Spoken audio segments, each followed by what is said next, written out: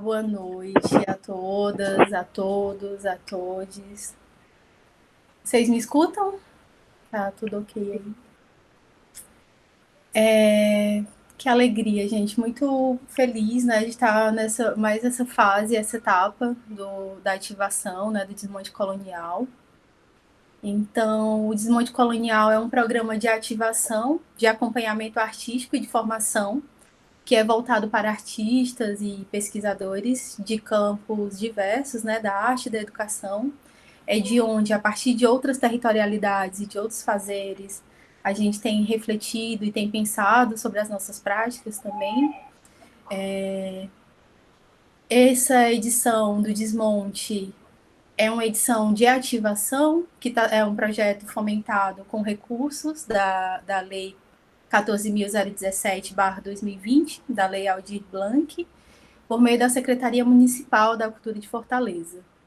O Desmonte se constrói como uma comunidade aberta de aprendizagem e propõe também uma conversa aberta, né, para conduzir para essas reflexões, para esses processos, a partir de perspectivas decoloniais sobre arte, pensamento, cultura e mediação em educação.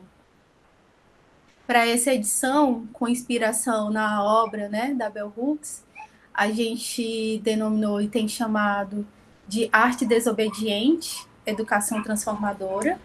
E na noite de hoje, para essa conversa aberta, para esse momento tão especial, fechando esse ano, né, nós temos aqui a presença das nossas convidadas ilustres. Temos Cassiano Gadelha, professor adjunto de Sociologia da Universidade Federal do Rio Grande, sociólogo, curador e pesquisador em arte contemporânea. Temos também a Ana Lira, artista visual, fotógrafa, curadora, rádio host, escritora e editora baseada em Recife, Pernambuco, Brasil, especialista em teoria e crítica de cultura, observa a invisibilidade como forma de poder e dedica atenção a dinâmicas envolvendo sensibilidades cotidianas.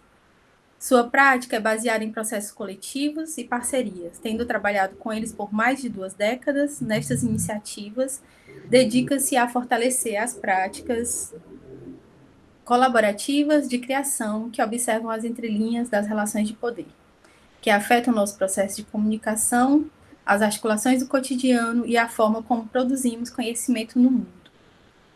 Então, é com grande alegria que eu recebo vocês nesse momento, né, nessa nossa sala, nesse nosso bate-papo, essa sala virtual, que é o que é possível no momento. Estávamos todas preparadas para ter aqueles encontros presenciais, né, aquele sonho da presença e do abraço.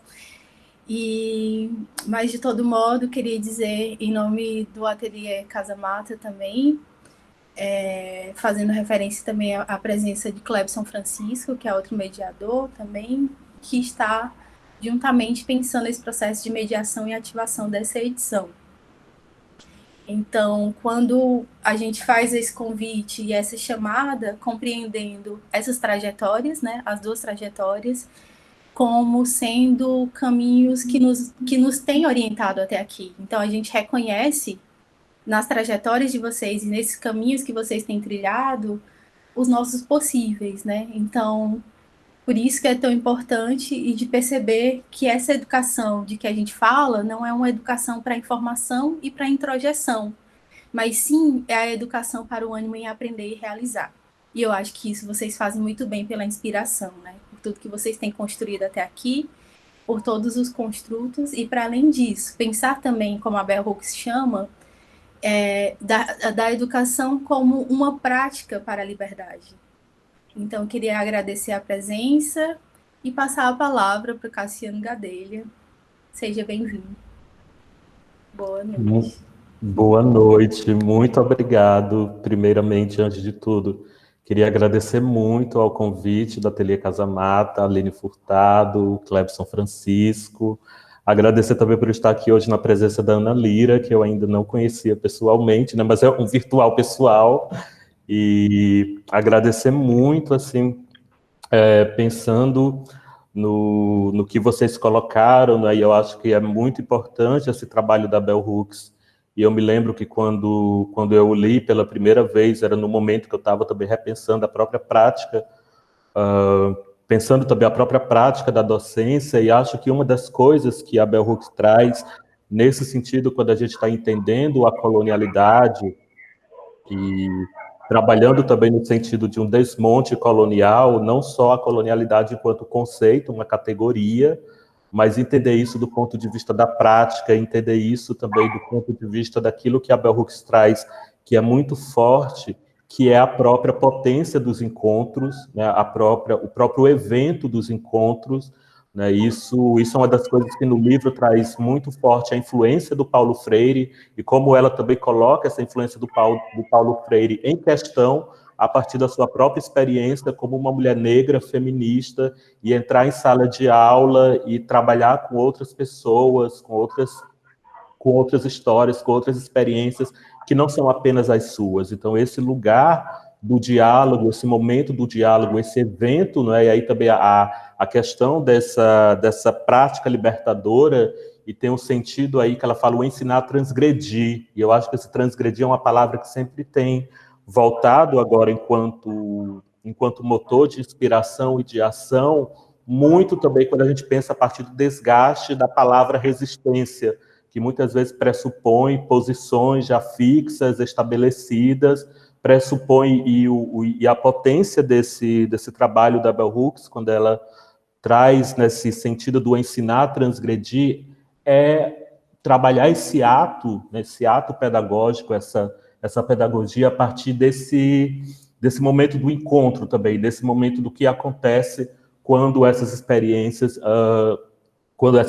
se encontram, quando uma multiplicidade, quando as diferenças se encontram. E isso tem muito a ver com a colonialidade, porque a gente sabe, pensando a própria ideia, né, a própria prática que funda a colonialidade, ela é uma prática de achatamento do mundo, ela é uma prática pautada, nesse sentido, quando a gente olha toda uma história que foi criada a partir dessa empresa colonial, né, que é uma empresa de achatamento do mundo, de conquista, de dominação, de invasão, e muito pautada também a partir de uma epistemologia da diferença para dar conta, né, das próprias políticas como a Achille Mbembe fala, das políticas de inimizade, né, desse próprio outro que vai ser constituído como um outro não humano, como um outro que vai ser subjugado, um outro que a própria legitimação dessa violência colonial que torna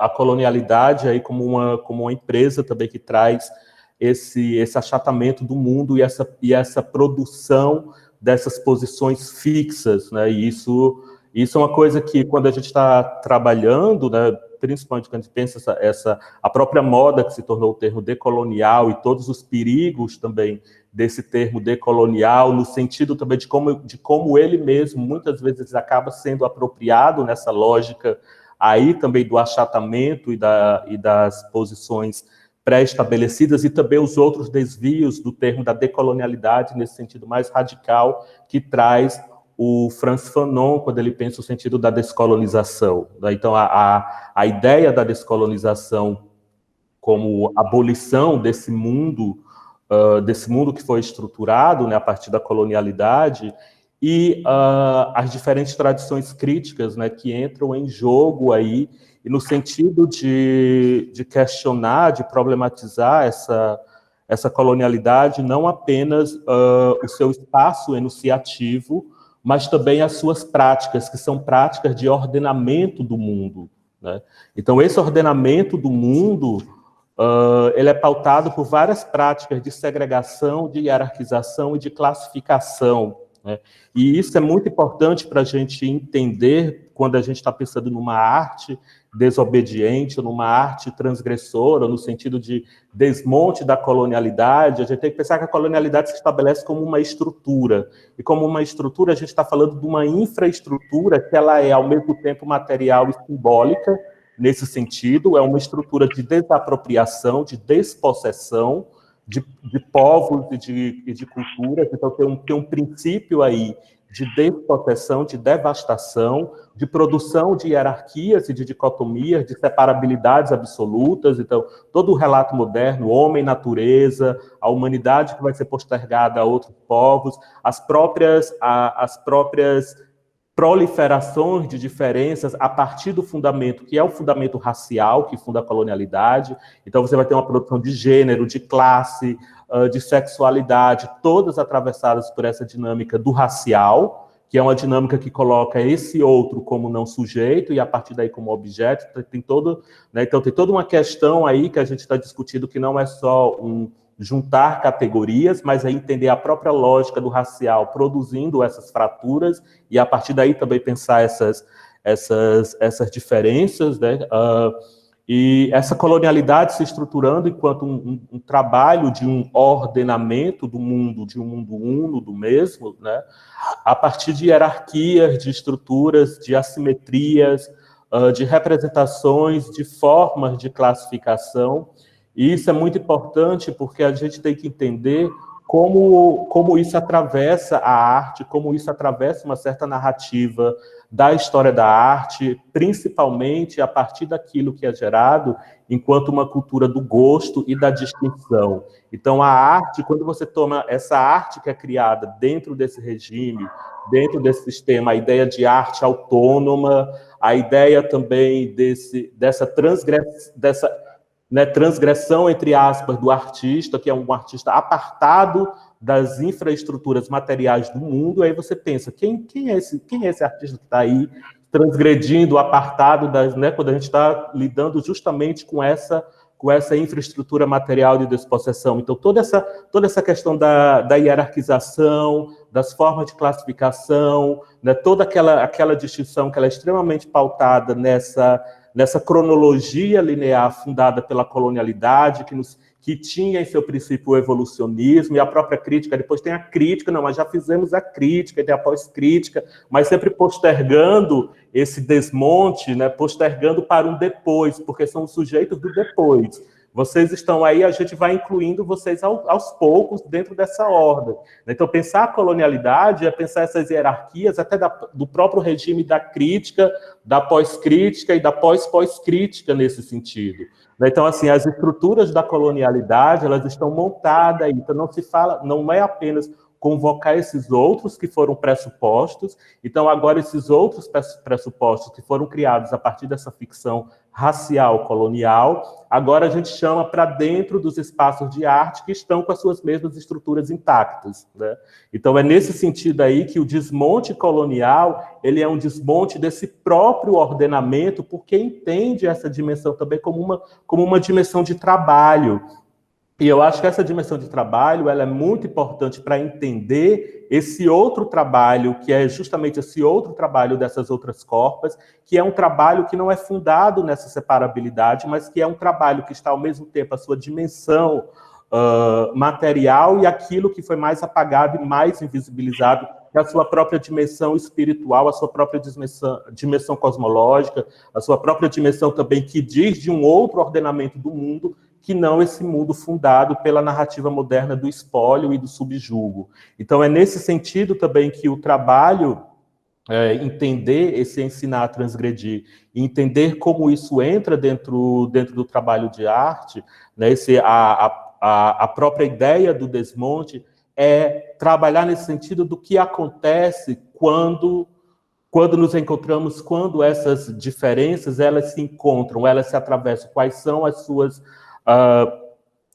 suas condições mesmo de possibilidade, enquanto uma poética que não está separada da vida. Nós estamos falando de vida, nós estamos falando de vidas coletivas, de corpos vivos. Então, é nesse sentido também que pensar a ideia do desmonte colonial, né, é pensar o próprio desmonte de toda essa estrutura que nos convida a atender uma determinada expectativa, que é a expectativa da diferença.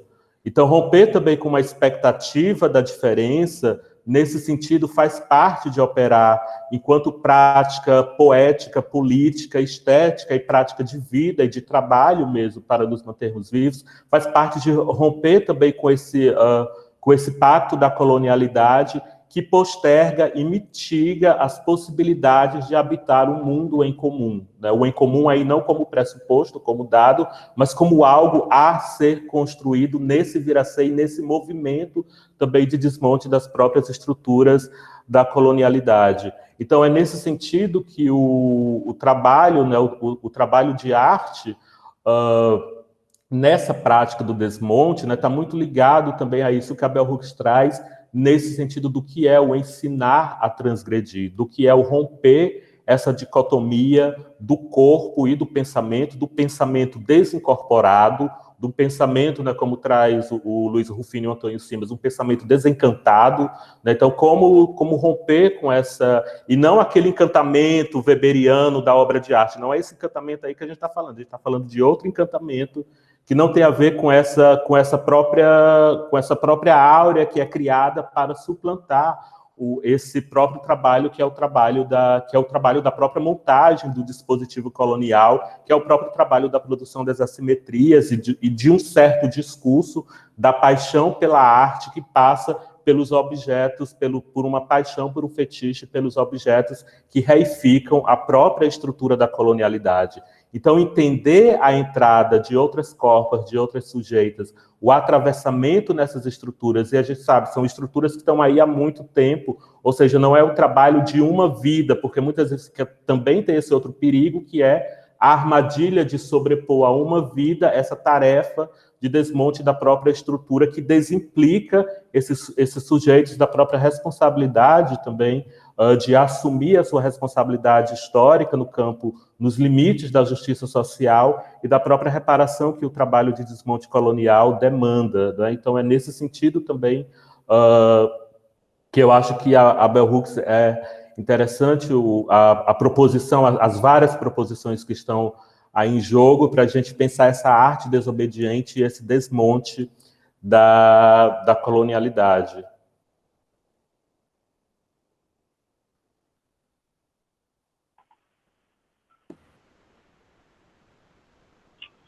Sou eu. Obrigada, Cássia. De nada. Exatamente. Agradecer a Cassiana essas reflexões tão importantes, né? Eu tenho refletido muito sobre isso, sobre as questões que Cassiana tem trazido. Eu, na verdade, fiz algumas anotações aqui, porque o que aconteceu comigo, de certa forma, né? Quando eu comecei a pensar nessas dinâmicas e nas possibilidades de desmontes possíveis, assim, principalmente dentro dessa articulação de uma prática educativa mesmo, né? A primeira coisa que eu comecei a refletir era da importância, né, desse corpo artístico que está lidando com todos esses desafios que Cassiano apresentou aqui na sua fala.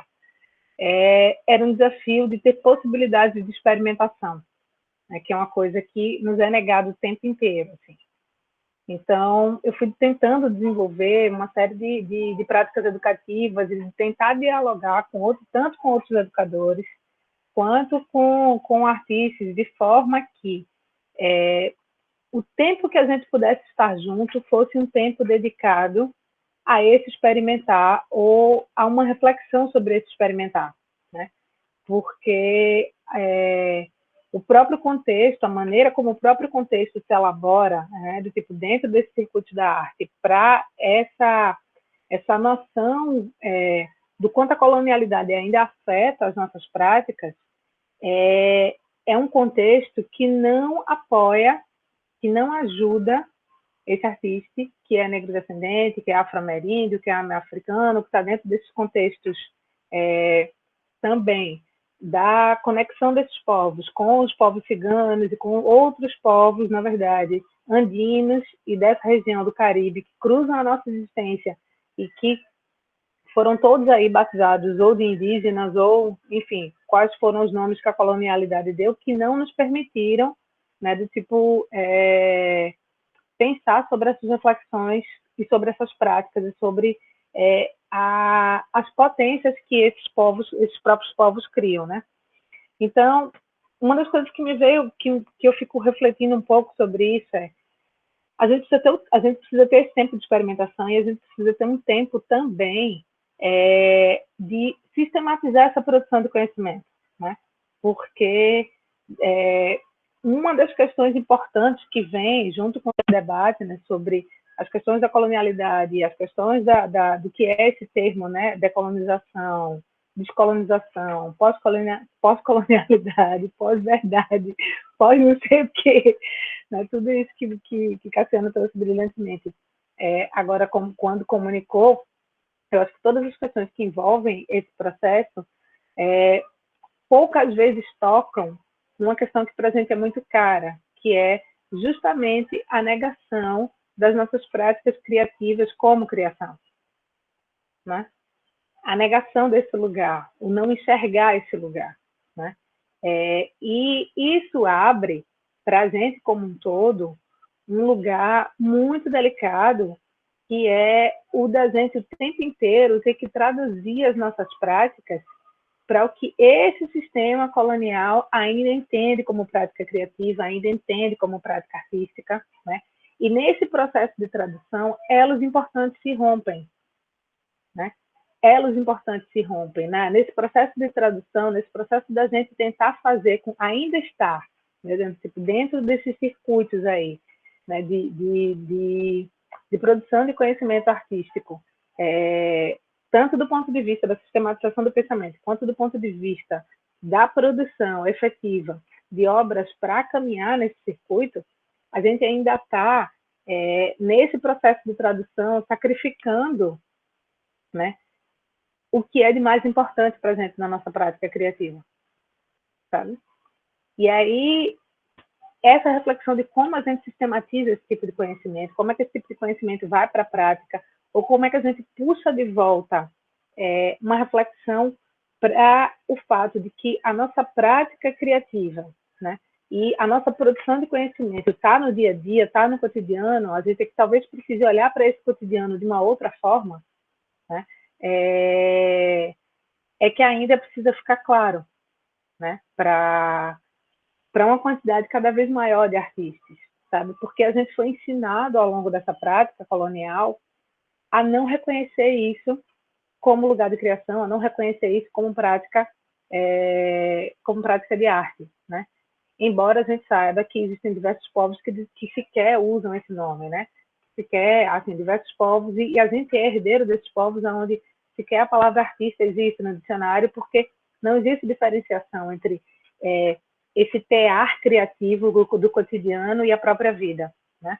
Então, essa é uma discussão que a gente não tem, e eu sinto que aqui no Nordeste a gente caminha numa dicotomia, às vezes, em determinados aspectos, que é o fato da gente não ter, nos próprios estados, um mercado de arte extremamente estabelecido, como é, por exemplo, no Sudeste do Brasil, né, faz com que a gente ainda consiga preservar, né, dentro de um ponto de vista visível, né, porque em São Paulo isso também tem, no Rio de Janeiro isso também tem, em Belo Horizonte isso também tem, no Espírito Santo isso também tem, em Brasília também tem, mas que acabou sendo escondido de forma muito latente por esse mercado, pelo estabelecimento desse circuito tradicional, de certa maneira. Aqui a gente ainda tem, do ponto de vista do lugar visível, do lugar de acesso da população como um todo, uma série de práticas criativas que alimentam esse cotidiano de uma maneira muito intensa, muito forte, muito potente. Só que ele não é valorado e reconhecido, né? Eu acho que a própria vivência que a gente está tendo agora com a Lei Aldir Blanc e tal, etc., deixou isso de maneira muito efetiva, né? Um recurso enorme que está voltando para o governo federal, porque a maior parte das prefeituras, principalmente prefeituras de cidades do interior, sequer tinham um mapeamento do que era a teia criativa das suas cidades, porque não acreditavam que aquilo era produção de arte, não acreditavam que aquilo era produção cultural, né? Olhavam para esse lugar somente a partir de um entretenimento passageiro, né? E aí a gente não conseguiu ter essas práticas sistematizadas e a gente não tem conhecimento do tamanho dessa rede. Se você anda no cotidiano e você observa isso como lugar criativo, é que você tem noção do tamanho da potência desses lugares, da quantidade de produção de conhecimento que que existe e principalmente da quantidade de formação que existe cotidiana só nesse processo de você passar de um para o outro, né? Só que isso não é enxergado nesse lugar. Por um lado, isso protege diversas comunidades de um processo de cooptação ou de um processo de violência que vem mesmo do tipo de quando a colonialidade descobre uma coisa nova, incrível e tal, não sei o quê, e aí todo mundo cola ali e quer tirar, né? Por outro lado, esse nível de invisibilização também impede que a gente consiga se reestruturar comunitariamente, coletivamente, em termos de região, para pensar como é que a gente consegue que essas práticas e que esse cotidiano de formação seja fortalecido, seja respeitado, seja valorado e seja legitimado, sem que isso aconteça através dos processos de tradução desse colonizador, dessas práticas colonizatórias que ainda existem, que ainda estão aí, sabe? Então, isso é uma coisa que eu tenho pensado muito, que eu tenho refletido muito, né? E aí, quando tu trazes, né, do tipo, não só esse lance da potência dos encontros, mas principalmente o desgaste da palavra resistência, uma das coisas que esses lugares me fazem pensar é quais são os nossos fluxos para além do papel de resistir, sabe? Eu sinto que esse cotidiano de formação desses grupos e tal, etc., não nos trazem muitas respostas nesse lugar, né? Do tipo, esse legado que está aí, e que é um legado que não é um legado somente do ponto de vista contemplativo, histórico-contemplativo, da maneira como a colonialidade estabeleceu a própria história e neutralizou, inclusive, né? Do tipo, as histórias dos povos brancos nesse lugar, porque eu acho que isso também é um custo, né? A colonialidade ela não tem impacto somente para as sociedades e para os grupos e para os povos que foram racializados, ela tem um impacto também para os povos brancos que sucumbiram, né, a esse pensamento, né, a estrutura do pensamento moderno, como isso se deu, como isso se espalhou, né, porque à medida que eles neutralizaram as suas próprias bases, isso deu poder para que eles se arvorassem a neutralizar as bases dos demais. Sabe assim? E eu sinto que a gente ainda vive isso muito forte. Só que, no nosso caso, especificamente, todas as vezes que as pessoas falam na palavra resistência, eu fico pensando, gente, qual é o nosso papel para além de ser escudo? Sabe? Assim, tipo, será que a gente não consegue se mover para outro lugar, a não ser de estar aqui se defendendo desse processo? Acho que sim, né? Então, o que me inquieta, de certa maneira, e aí quando a gente começa, né, do tipo, a debater, principalmente do ponto de vista da questão de construção de políticas públicas que vão serem colocadas em prática, né, para desenvolver esses processos, ou, sei lá, quando a gente está com uma série de pares aí que, do ponto de vista teórico, muitas vezes, tem pensamentos maravilhosos, incríveis e tal, etc., mas que do ponto de vista prático, essa discussão ela não toma forma, né? É como se essa sociedade que a gente vivesse, e aí nesse lugar, por exemplo, que eu vejo o perigo de um uso da repetição excessiva, não só da repetição excessiva da palavra decolonialidade, mas também na quantidade de gente que eu vejo se assumindo decolonial dentro e fora da academia, nas redes sociais como um todo, é que uma coisa é o que se elabora em termos de reflexão crítica sobre esse processo, ainda utilizando principalmente as bases desse tipo de pensamento. Outra coisa é o que a gente vive na prática. Porque a potência dessas reflexões não se torna prática. Ela muitas vezes não existe para além da quantidade de artigos que são publicados, ela não existe para além das discussões das redes sociais, elas não existem para além de uma palestra bem dada, ou de um estudo bem feito, ou de um livro bem escrito. Né? Isso fica muito aqui, no campo da ideia, sabe? E aí eu fico me perguntando muito, assim, como é que você caminha para além dessa utopia e desse desejo, assim, tipo, como é que você costura isso, né, na nossa prática, como é que a gente costura isso na nossa prática cotidiana, sabe assim? Que pequenas ações a gente pode fazer efetivamente, sabe? Que pequenos experimentos a gente pode começar a fazer efetivamente de viver uma microestrutura que não é colonial, sabe? Já que a gente não tem condições de derrubar o sistema como um todo, né, do tipo assim, como é que eu posso, dentro das minhas experiências de vida, viver ou construir, junto com quem está junto comigo ali, seja, sabe assim, tipo, de uma micro experiência, assim, tipo, você com seu parceiro ali do lado, ou com um coletivo que você trabalha, sabe assim, tipo, que pequenas experiências possíveis, sabe assim, tipo, fora dessa estrutura colonial é possível construir, entendeu? Para que a gente comece a exercitar cada vez mais essas práticas, sabe assim? E quais estruturas ou quais experiências, na verdade, existem no mundo que estão fora desse sistema que a gente não vai tentar colocar dentro do sistema. Porque essas experiências existem, sabe assim? Essas experiências existem. Existem lugares do mundo que não vivem, amém, né, do tipo assim, nem que seja no microcosmo de uma vilinha, né, do tipo assim, uma existência colonial, assim, tipo, como é que a gente não vai chegar lá e dizer para essa galera, olha, faz desse outro jeito e do tipo, vai puxar esse povo para as amarras do sistema, sabe assim? Eu fico pensando muito nisso, né, tipo, quais são as possibilidades que a gente tem de, ao observar algo que não está amarrado de maneira definitiva por esse sistema, deixar isso respirar para ver se a gente consegue, aos poucos, ir migrando de um lugar para o outro, sabe? Porque eu acho que isso é muito, muito importante. É muito importante a gente olhar para, já que a gente não pode, do tipo, talvez, olhar para o Brasil como um todo, né? E achar que a gente vai conseguir intervir dentro desse grande cenário como um todo, de forma tão efetiva, sabe assim? Aqui dentro do Nordeste, especificamente, que é o lugar em que a gente está, sabe? Como é que a gente pode fazer? Sabe assim, tipo, quem são as pessoas, quem são os conjuntos de pessoas, quais são, sabe?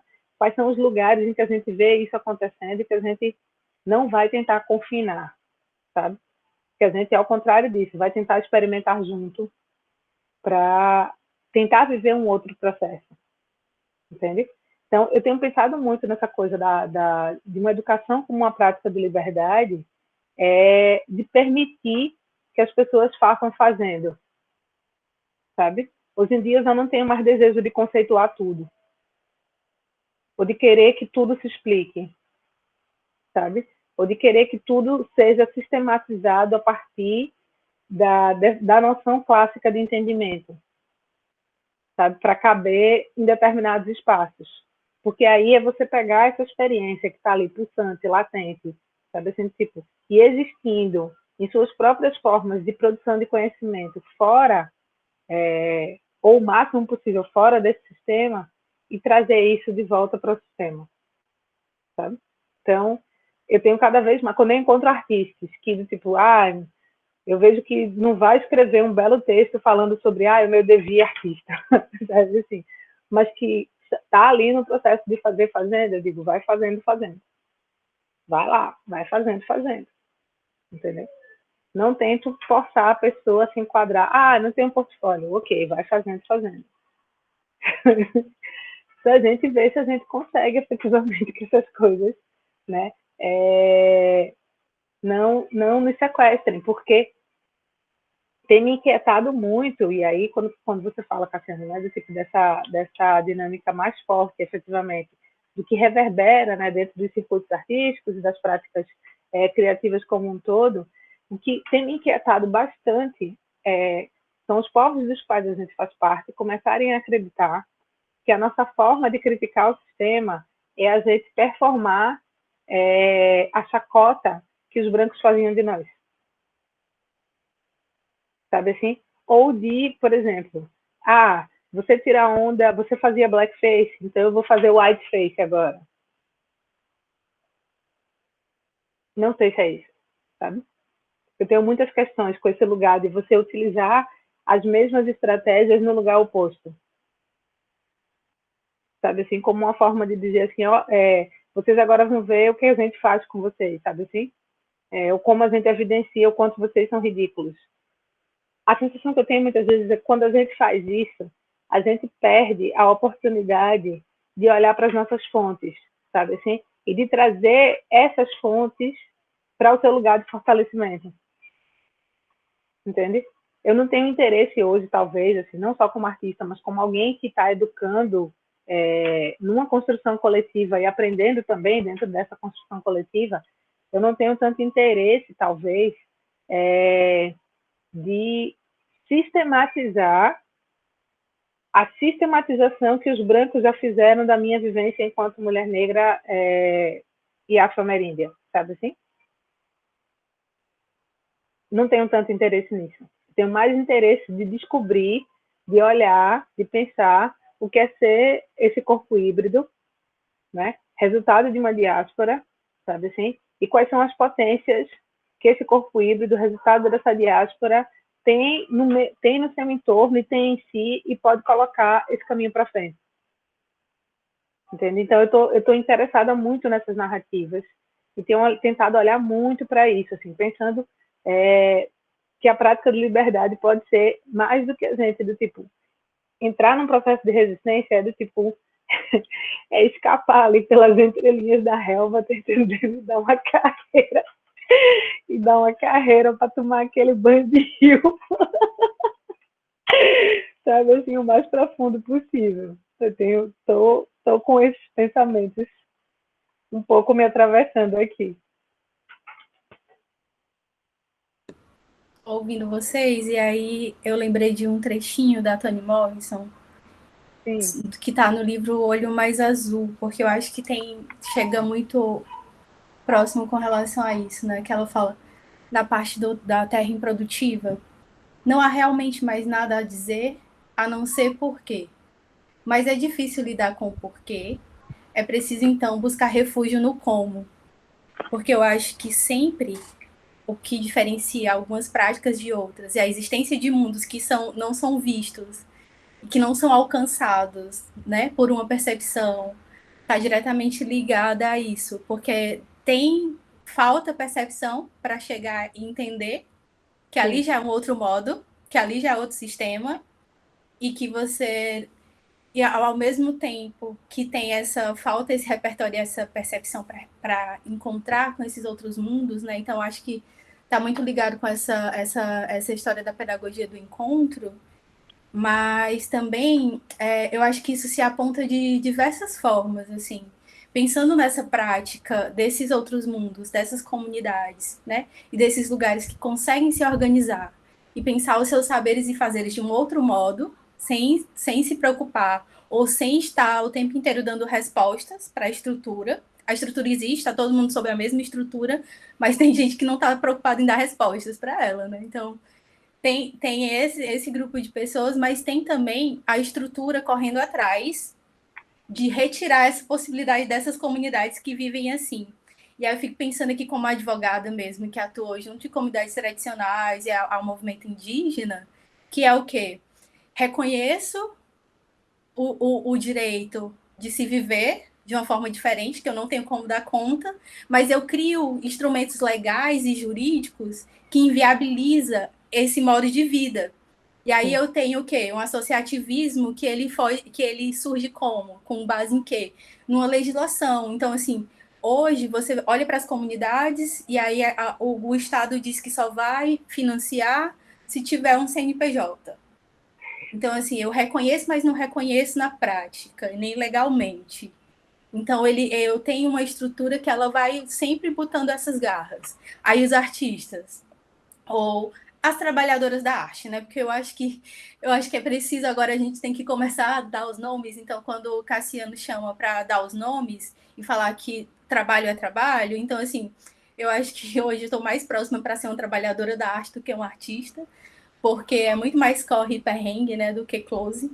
Mas tem a ver também com, por exemplo, hoje estamos nós, que para receber R$ 1.000 ou que para acessar um recurso de uma lei emergencial tem que ter um CNPJ. E aí as pessoas criam um MEI, elas não têm nenhuma condição de lidar com a burocracia e com a compreensão de que sistema é esse. É verdade.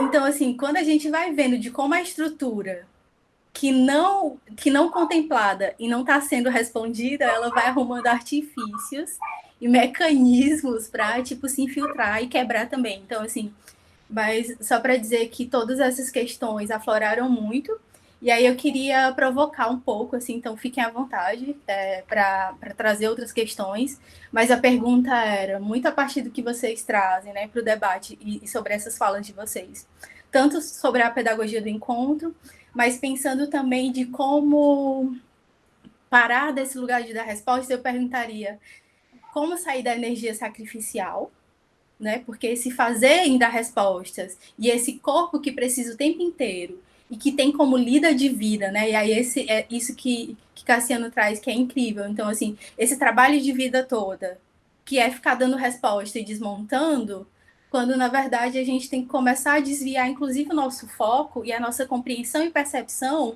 do que é desmonte. Desmontar não é dar respostas para quem não quer nos ouvir. Desmontar é exatamente o contrário, é muitas vezes sair da vista mesmo, de quem não quer nos ver e de quem não tem capacidade de colocar essa escuta, porque tem ali um ouvido estéreo, né? Tem ali uma comunicação que não se completa nesse lugar. Então, eu acho que tinha uma outra pergunta.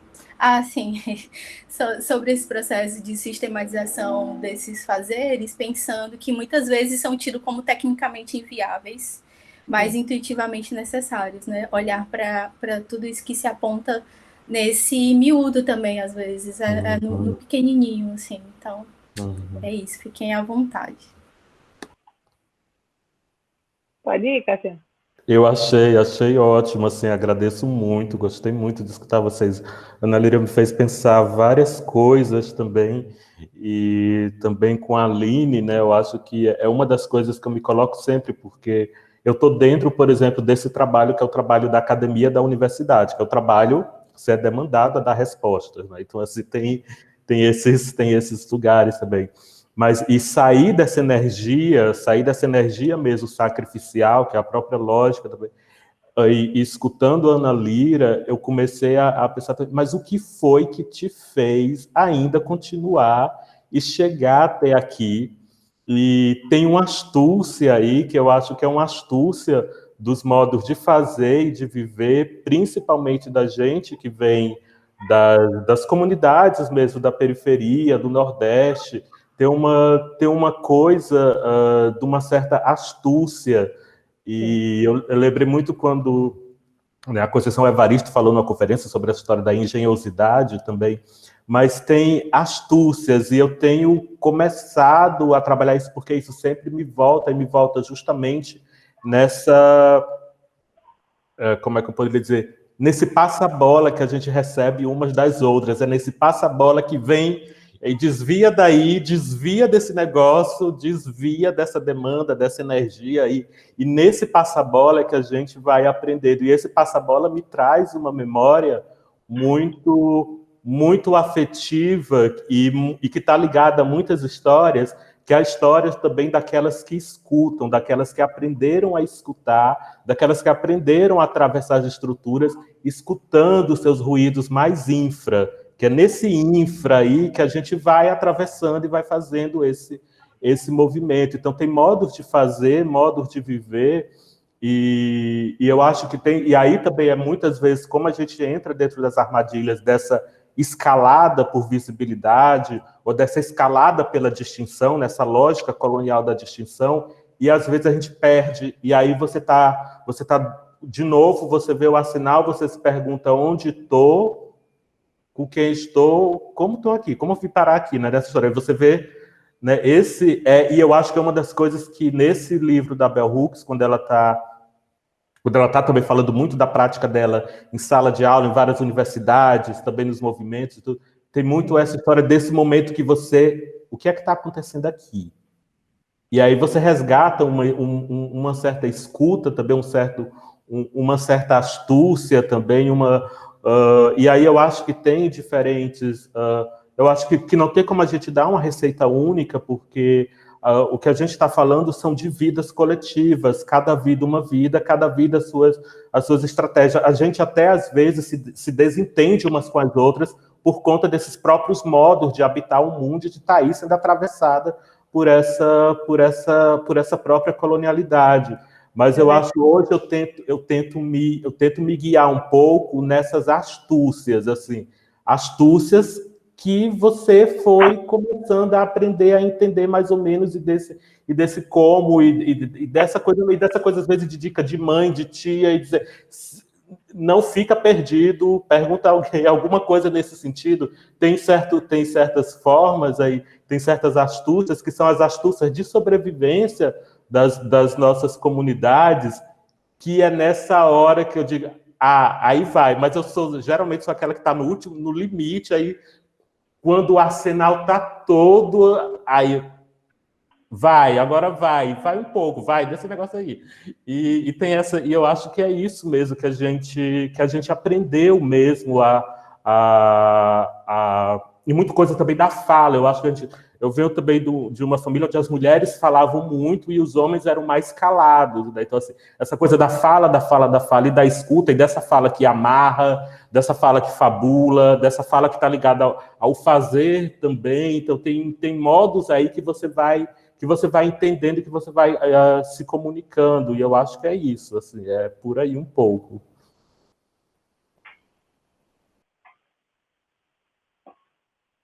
Eita.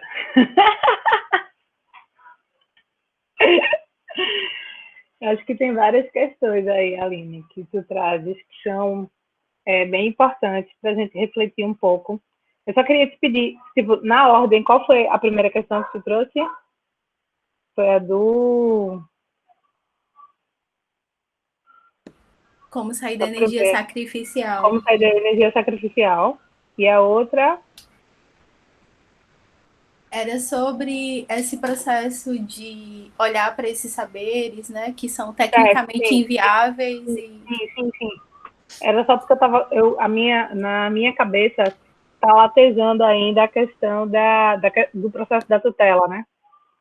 Porque isso, na verdade, é uma dinâmica que eu acho que mexe com a gente, não só como povo negro-descendente, mas mexe com a gente enquanto nordestino também, né? Porque durante muitos séculos, e muitas décadas dentro desses séculos, né, os povos derivados não só os povos que vieram migrantes para cá, forçados ou não forçados também, mas os povos que se tornaram essa região, né, que é conhecida hoje como Nordeste, né, tipo, o entrelaçamento desses povos que formaram, né, essa região que é conhecida como Nordeste, ainda carregam, né, do tipo, essa segunda, não bastasse carregar dos países de origem, né, do tipo, das regiões de origem de onde vieram, ainda receberam aqui no Brasil, dentro dessa nova configuração,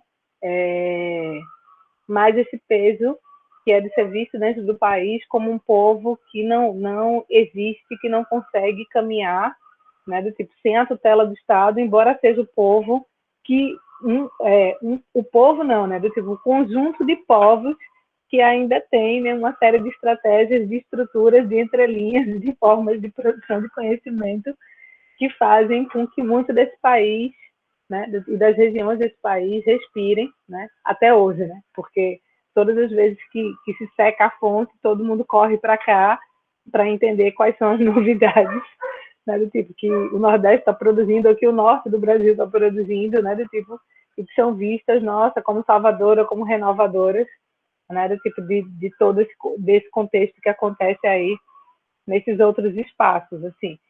E aí, pensar nesse processo da tutela é uma questão que me vem de uma maneira muito impactante, porque Cassiano estava comentando no começo dessa segunda fala, que está dentro da academia, né, que ainda atua dentro da academia, e eu sinto que isso é uma questão, por exemplo, que vem muito forte quando a gente vê diversos artistas, diversos curadores, diversas pessoas que ainda estão dentro desse processo do campo crítico da arte, comentando sobre a questão de uma necessidade de você afirmar uma política de radicalidade preta, né? E aí, o que me vem, que foi uma conversa que eu já tive com vários outros artistas e com vários curadores a respeito disso, é que para que certas práticas tenham a possibilidade de respirar distante desse sistema, uma vez que ele ainda está ativo e forte, e uma vez que ele ainda utiliza, né, do tipo, nas suas estruturas cotidianas, a inclusão como uma forma de não deixar que esses povos caminhem para outros lugares, né? Porque é isso, assim, quando a Denise Ferreira da Silva fala, né, sobre diferença sem separabilidade, que não existe a possibilidade de fazer a crítica do sistema dentro do próprio sistema, né, do tipo, ou a partir dos pilares desse mesmo sistema, né? O que ela está enunciando para a gente nessa discussão é que, enquanto a gente responder aos sistemas com o mesmo texto e com a mesma imagem desse sistema, a gente não vai ter como efetivamente produzir uma crítica a ele, né? E aí eu me lembro de uma outra fala dela em que ela comenta que um dos pilares, que o pilar da inclusão já está dentro do programa de exclusão do próprio sistema que a gente vive, né? Desse sistema, não só capitalista, mas do sistema moderno como um todo, né? Então, e que a inclusão é uma ferramenta que o sistema utiliza quando os seus processos de exclusão estão quase rompendo com a própria estrutura, né? Quando ele entra numa dinâmica ali de se consumir e ele vai chegando, essa teia dele vai chegando no nível de esgarçamento, que ele quase não consegue se sustentar, ele corre atrás da inclusão como uma forma de reenergizar essa teia esgarçada e continuar mantendo todo mundo circulando dentro desse processo, né? E aí, essas práticas são práticas que eu vejo, essas práticas de tutelamento são práticas de continuar não só fisgando as pessoas para dentro do próprio sistema, né? Mas também são formas que se tem de não permitir que esses povos, aí eu concordo com a Aline, do tipo, respirem num outro processo, né? Como a gente não tem como romper isso de vez, eu fico sempre pensando que existem determinados corpos que vão ter que se contentar, né, do tipo assim, em serem, sei lá, os corpos ou as mentes ou as comunidades de sacrifício, né? É a galera que vai estar ali atuando no lugar da estratégia, né, para permitir que essas outras configurações continuem respirando nas suas potencialidades sem serem completamente cooptadas ou completamente traduzidas para o sistema como um todo, né? Então, qual é a importância de se ter pessoas dentro da academia? E eu estou falando isso como alguém que abandonou a academia, tá? Eu abandonei esse lugar, eu fui pesquisadora durante muito tempo e tal, não sei o quê. Depois eu olhei, não, cara, não dá para mim. Não dá para mim, mas tipo assim, mas eu ainda acredito que é importante ter pessoas nessa estrutura, por quê? Porque é alguém que entende como os dois lados funcionam e alguém que pode servir de membrana, sabe? Alguém que pode servir de membrana, sabe? Da mesma maneira que eu entendo, por exemplo, as teorias da radicalidade preta como estratégia. O problema é quando a gente começa a confundir estratégia como toda a nossa existência. Sabe? Não dá para universalizar tudo. Não dá para usar o mesmo esquema sabe assim, universalizar tudo. Sabe? Porque, por exemplo, se eu pego toda a comunidade de cirandeiras e eu vou querer que essa comunidade toda de cirandeiras responda na sua prática enunciativa, na sua prática artística, na sua prática criativa, na sua prática de vida, a partir da estrutura, né, do tipo do que a radicalidade preta enuncia, eu vou estar puxando todo esse arsenal para dentro do sistema. Por quê? Porque as nossas teorias de radicalidade preta são uma resposta de resistência ao próprio sistema. Entende? E eu sei que o que eu estou falando aqui é algo que, quando a gente entra na discussão entre as coletividades pretas, eu tomo pau delas, a galera do tipo, me pega aí. Mas é importante. Por quê? Porque é o que eu venho debatendo desde a nossa participação na Bienal do Mercosul. É importante que a gente pense como estratégia e não como um todo. Por quê? Porque eu ainda quero ver Lia de Itamaracá, tá entendendo? Assim, tocar numa Bienal, sendo chamada de cirandeira e sendo respeitada como cirandeira. Sem que a prática dela seja chamada de performance.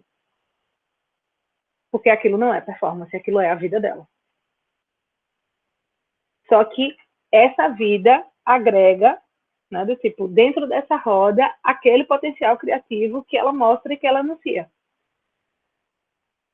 Mas não é performance. Ela não está ali fingindo ser outra coisa. Sabe? E aí, do tipo, alguém precisa fazer esse processo de mediação, sabe assim? A gente precisa ter esses corpos que vão ali tensionar esse sistema, que vão atuar como essa membrana para permitir que, num determinado momento, a flexibilização desse processo permita que Lia trafegue ali como cirandeira. Pode ser que em um momento esse sistema recrudesça de uma forma e empurre a gente de novo todo para o outro lado, pode. A gente tem visto aí vários exemplos e tal, etc. Mas enquanto a gente não consegue efetivamente construir outros espaços de respiro, que a gente abdique completamente desse lugar, né, principalmente para quem está aí ainda trafegando dentro de um contexto em que para sobreviver, a gente está refém, né, de políticas públicas de cultura que não são elaboradas pela gente, mas que são elaboradas muitas vezes por gestores que entendem arte a partir desse arte, cultura e criação, a partir desse lugar tradicional. É importante que a gente esteja lá, sabe assim? E aí, por exemplo, eu vejo o teu papel como um papel muito importante, Cassiano, nesse lugar. É um papel que eu abdiquei, porque eu quero estar mais numa convivência com esse contexto cotidiano, mas que é um papel que eu exerço, por exemplo, quando eu, enquanto artista, tenho que exibir um trabalho, sei lá, numa Bienal ou numa grande exposição. Sabe? Então, é isso. Em determinados lugares a gente vai ter que fazer esse papel. Em outros lugares a gente vai liberar esse papel para a gente poder respirar e se retroalimentar. Sabe? É por isso também que eu ainda não decidi, por exemplo, migrar do Nordeste para nenhum outro grande centro urbano.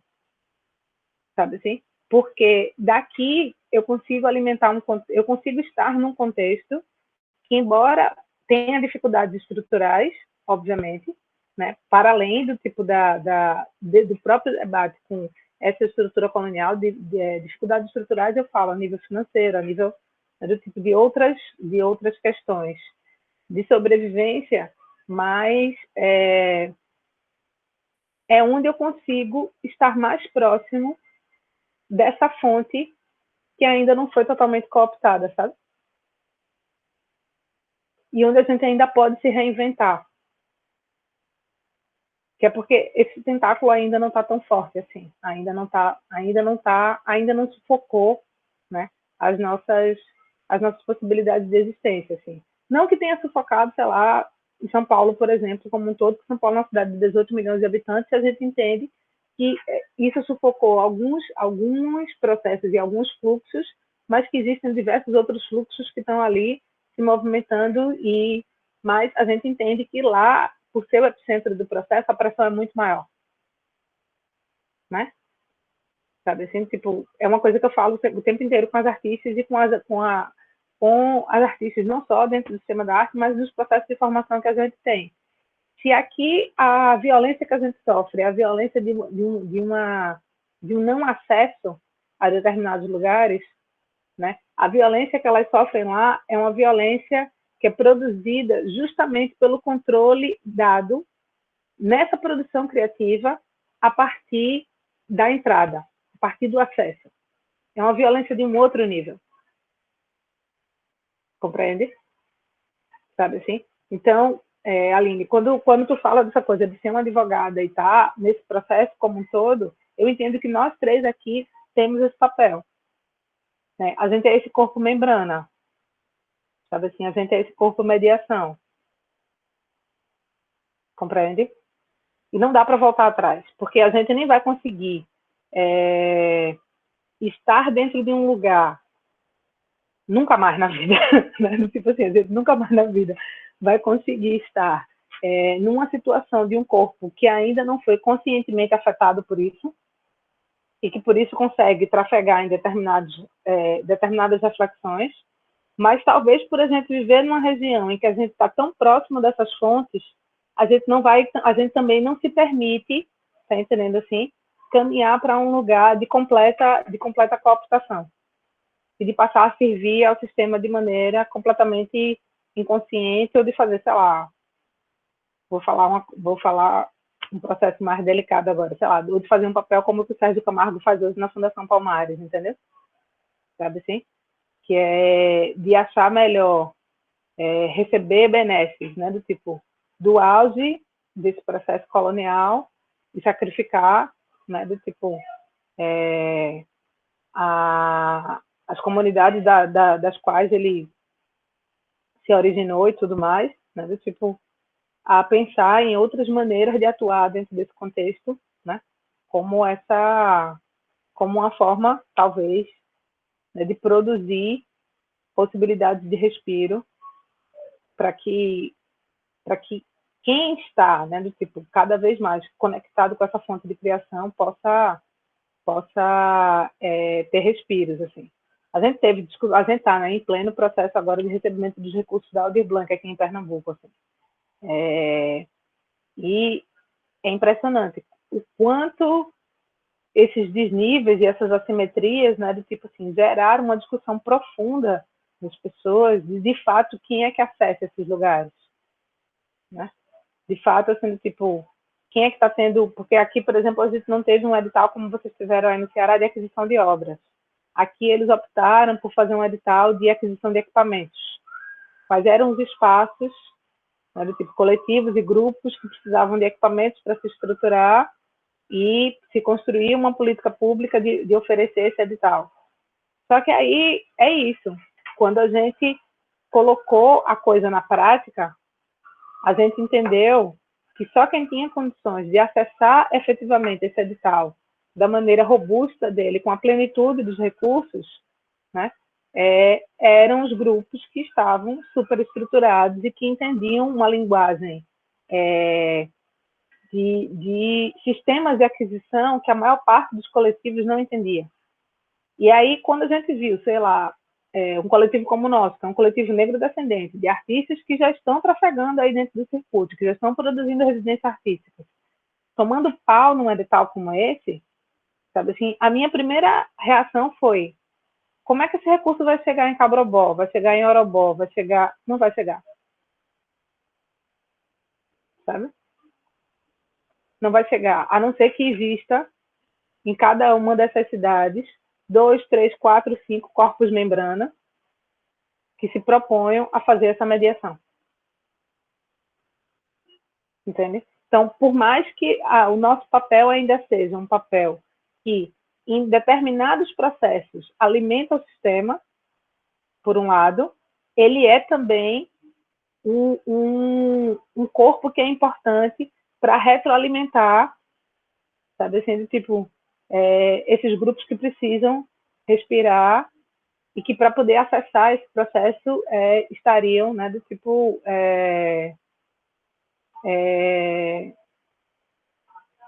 talvez migrando para estruturas que eu nem sei se alguns deles gostariam de estar, sabe?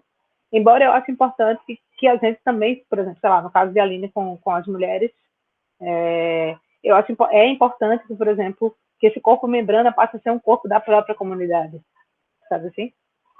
É extremamente importante, sabe assim? Ou que, por exemplo, com as mulheres pedreiras, esse corpo que está aí na mediação, passe a ser um corpo de uma delas também. Não precisa ser toda a comunidade, mas tem uma pessoa, pelo menos, que possa fazer esse exercício, assim, para que, por exemplo, nós possamos ter corpos membranas dos grupos nos quais a gente efetivamente trafega e circula, né? Porque senão aí volta para aquela velha lógica da representação que não interessa mais a nenhum de nós, né? E a pessoa está aqui falando loucamente. Eu acho que é isso. Tem uma coisa também que eu fiquei pensando nisso quando você fala desse corpo membrana também. são os atravessamentos, né? Entender também que a gente está com um olho aqui, um olho lá, e essa coisa que você trouxe também dessa visão que ela é irreversível. Isso. Uma vez que esse negócio atravessou, viu o babado, você está operando nesses movimentos. E aí penso muito sobre isso também um pouco,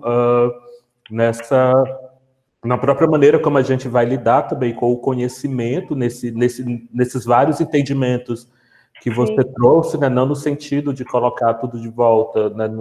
Sei lá, no modelo explicativo, ou né, nessa coisa, ainda nessa imagem, ainda que a gente faz muito do Logos, trabalhar no sentido dessa construção desses vários atravessamentos, que foi aí que também vai entendendo, acho que uma outra geografia, que não é uma geografia estática, porque ela é mudança, né? A gente está lidando com o trabalho da mudança, nesse sentido que você até fala, né? Pode recrudescer depois, ou seja, é um trabalho da mudança. Se desanda, é como a Octavia Butler, né? Molda a mudança. Se desandou ali na moldura, pode o negócio balançar de novo e voltar.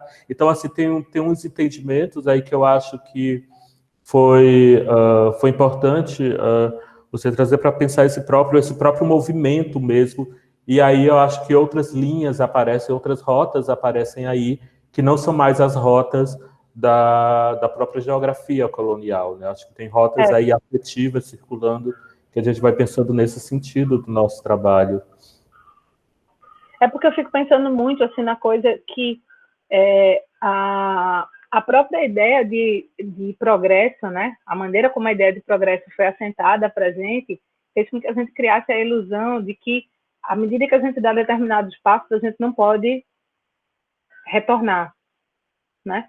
E eu acho que isso que a gente está vivendo hoje no Brasil é muito sintomático de que pode sim, sabe?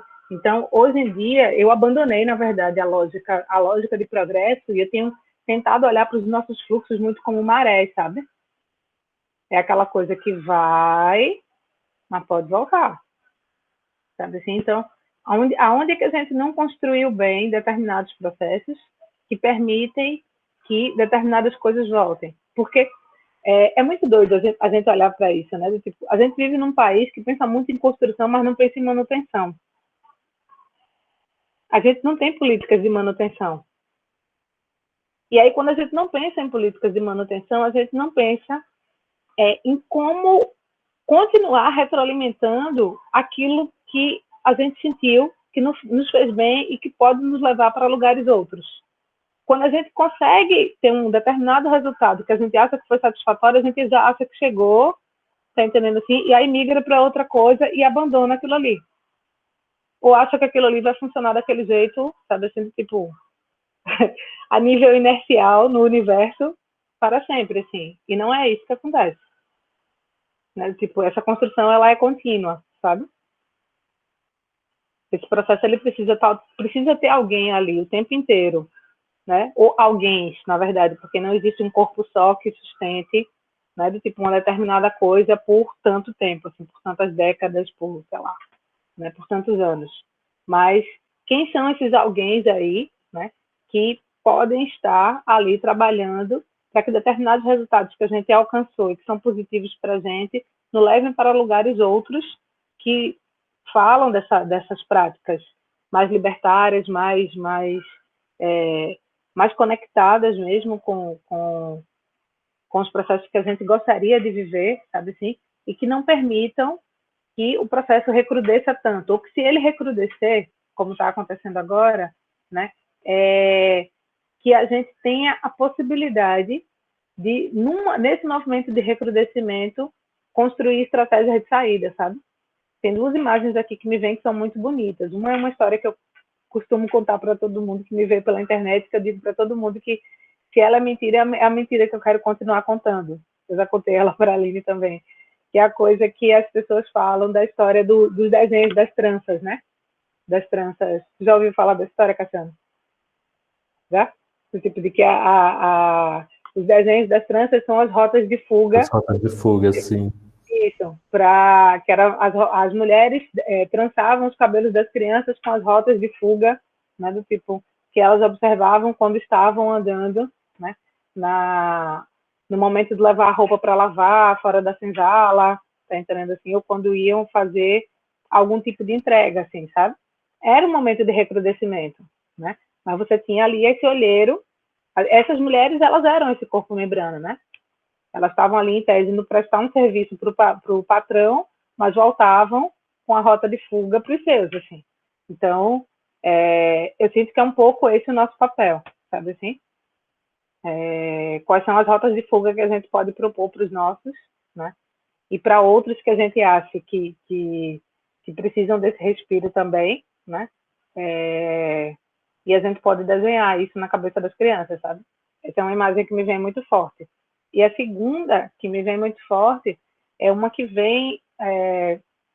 a Denise Ferreira da Silva tem um colega de departamento, que é o Vade Davis, e, assim, tudo bem, ele é um antropólogo branco, conservador, mas ele deu uma entrevista na revista Trip, em 2016, em que ele falou uma coisa que me deixou, assim, tipo, ressabiada, não, assim, mas muito pensativa, né?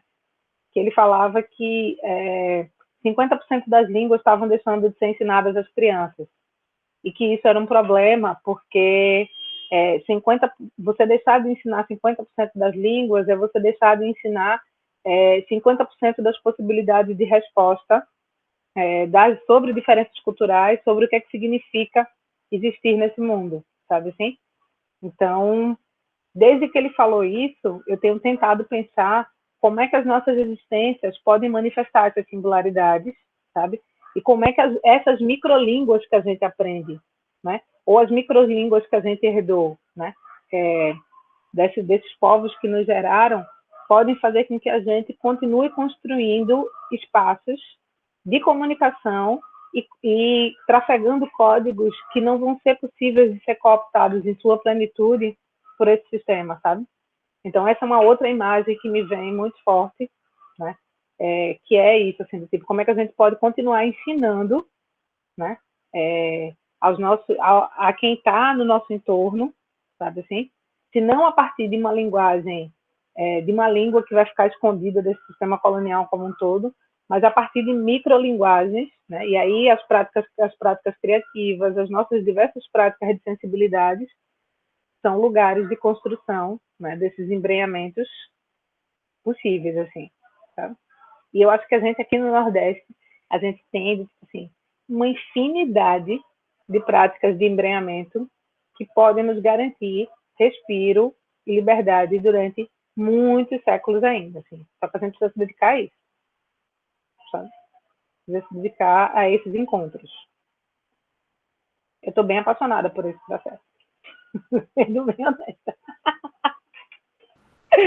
Falando nas práticas de embrenhamento, e aí eu lembrei da Audre Lorde falando, né, sobre que sobrevivência não é uma habilidade acadêmica, mas dos povos invadidos. Então, e dos povos expropriados, né? Pensar que sempre há uma possibilidade, né? Aquela. E eu lembro que agora veio uma imagem do sertão, isso é engraçado, assim, como as coisas vão se avizinhando, né? Tipo, espontaneamente. Porque eu nem ia falar sobre isso, eu ia contar uma outra história, e aí me veio essa imagem, então já que ela apareceu, de quando tem um tempo que é muito escuro, né? Geralmente no sertão, então eu ficava com muito medo desse breu e não sabia como me movimentar. Então não entendia como era que os adultos, como era que todo mundo, como é que meu avô andava de bicicleta, naquele escuro, eu não estou enxergando nada para onde ele está indo. Então eu ficava sempre nessa aflição dessa não visão, né? Do não enxergar, desse contato com o invisível misterioso também, desse lugar do que não é visto. E aí eu lembro que meu avô falava que era só olhar para o chão. E aí eu falava assim, gente, como assim olhar para o chão? Tipo, como é que eu não tô vendo não, né? Mas então eu acho que eu vou encerrar a história por aqui e quando vocês tiverem um breu, vocês façam a experiência mesmo, que eu não vou nem dizer o que acontece, como é que acontece, né? Vou deixar para uma experiência sensível. Mas a outra coisa que eu ia falar, que é uma história que também desde que eu escutei, não sai mais, assim, das possibilidades, e ela sempre volta, que foi quando eu ouvi o Antônio Bispo, né, contando a história da onça. Então, para mim, essa história ficou marcada, e sempre que eu estou em algum desses terrenos, que é um terreno de mediação, que é um terreno complexo, que é um terreno minado, muitas vezes, porque eu sei que aquele terreno é armadilhado, e principalmente quando ele é institucionalizado, quando ele tem a ver com circuito, quando ele mexe com essas coisinhas, né?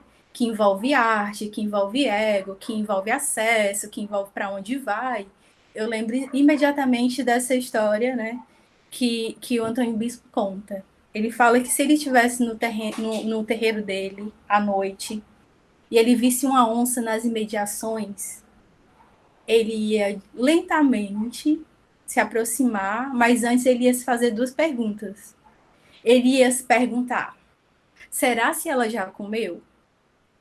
Ele ia prestar atenção se ela estava alimentada. Senão, ele ia dar um jeito de alimentar a onça. E quando ela tivesse alimentada, ele ia começar a observar, e isso tudo num exercício de observação e de astúcia, né, das astúcias. Ele ia tentar entender como era o convívio. Será se ela já foi adestrada? Por quem ela foi adestrada? Então, sempre quando eu estou nesses espaços institucionais, e aí eu acho que uma pergunta boa da gente fazer é, tipo, quando você está no terreiro com a onça, quem é você no terreiro com a onça?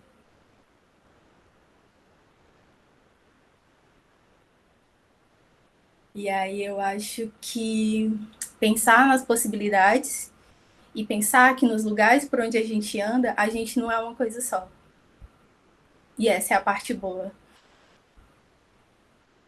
De poder deslocar também todos esses mundos com a gente, sem precisar horas traduzindo, quando importar, sem fazer as entregas, e hora utilizando exatamente esse não precisar traduzir, né? Então, gente, o tempo passa muito rápido. Olhando aqui a hora, eu falei, gente, já passou, queria mais. Vou pedir a vocês, então, que possam fazer alguma consideração final, que possam, enfim, falar um pouco ou a partir do que a gente já está conversando, ou outra coisa, fiquem à vontade. E agradeço antecipadamente essa conversa e todas as reflexões, todas as possibilidades que se apontaram aqui. Então, estou bem feliz. Muito agradecida. Eu agradeço também. Na verdade, Aline, eu fiquei pensando que as minhas considerações finais vai ser ler um poema, que você vai entender no final do poema por que ele foi escolhido. Tá? É a primeira vez que eu estou lendo esse poema, na verdade. Eu ainda não produzi uma vocalização, nem uma corporeidade para ele, mas eu achei que talvez fosse bonito compartilhar com vocês. Vamos lá. Ele é assim. O solo ainda úmido borra os ciclos no fundo do açude que acabou de secar. Os olhos mergulham mundo afora, entre os signos da estiagem, voltam, encontram as cavidades expelindo o encontro com as sementes cevadas nos últimos meses. Alimentos de existir. Cada caravana que chega recebe sem aviso esse rito de passagem. Pede pausa para entender. O vocabulário íntimo dos lugares não está no dicionário. Em meio ao horizonte areal, onde o sol guia, as fases da lua sinalizam o partir e o pousar. Em eras de luz plenitude, as artimanhas do meio jogam pistas aos olhos madrugada adentro. A vista dilata em percursos, percebe, encontra, corre em ritmos livres, renova camadas de conexão. Em eras de breu, o corpo flui na paisagem, acionando o movimento memória. Sente as viradas e intuição. A lua em repouso chama o acervo de sons. Escuta, sente, escuta, observa, segue. Vibrações nunca ouvidas indicam um encontro com o desconhecido. Tudo pulsa em silêncio. Sente, observa, segue. E aí o nome do poema é No Rito Horizonte. Foi feito no comecinho desse ano. Olha aí o seu avô. Gente. Obrigada, amor! É o famoso gente. Eu que agradeço. Ai, gente, agradeço muito também por essa conversa boa que a gente teve aqui. E muito obrigado mais uma vez.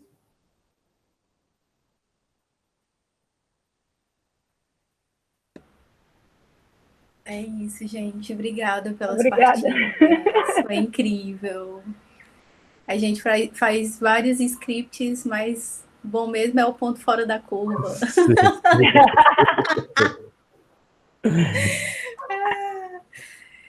Obrigadão. É isso. Bom descanso para vocês. Para você também. Cassiano, foi um prazer conhecer, viu? Foi um prazer te conhecer também, Ana Lira. Muito obrigado. Muito obrigada. Mais Beijo conversas, grande. mais partilhas. Valeu. Beijo grande. E alguns encontros, tomara. Sim. Tchau. Um cheiro, boa noite. Tchau, Beijo, boa noite. tchau. Beijo. Tchau.